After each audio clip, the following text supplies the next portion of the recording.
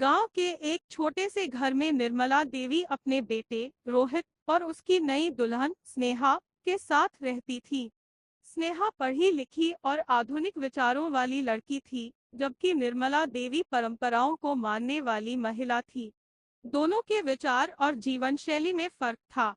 शुरुआती दिनों में निर्मला देवी को स्नेहा के हर काम में खोट नजर आती।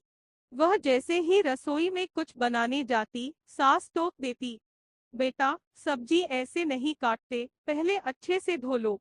स्नेहा मुस्कुराकर उनकी बात मान लेती, लेकिन मन में हल्का दुख होता कि उसे अपनी सास कभी भी ठीक से काम करने नहीं देती। एक दिन स्नेहा ने चुपके से अपनी माँ को फोन किया और कहा, माँ, सासू माँ तो हमेशा मुझ पर नजर रखती है। लगता है कि मैं उनके हिसाब से कुछ भी सही नहीं कर सकती।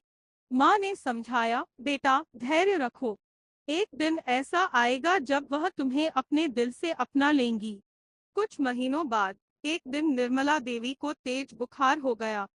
स्नेहा ने पूरे मन से उनकी सेवा की, समय पर दवा दी, गर्म सूप बनाया और उनके सिर पर ठंडी पट्टियां रखी।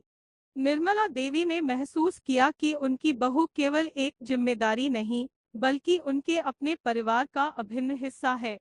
जब वह ठीक हुई, तो उन्होंने स्नेहा को गले लगाकर कहा, बेटा मुझे माफ कर दो, मैं तुम्हें परख रही थी, लेकिन अब समझ गई कि तुम इस घर की लक्ष्मी हो। उस दिन से दोनों का रिश्ता और मजबूत हो गया। स्नेहा भी सास की परंपराओं का सम्मान करने लगी और सास भी नई पीढ़ी के विचारों को समझने लगी।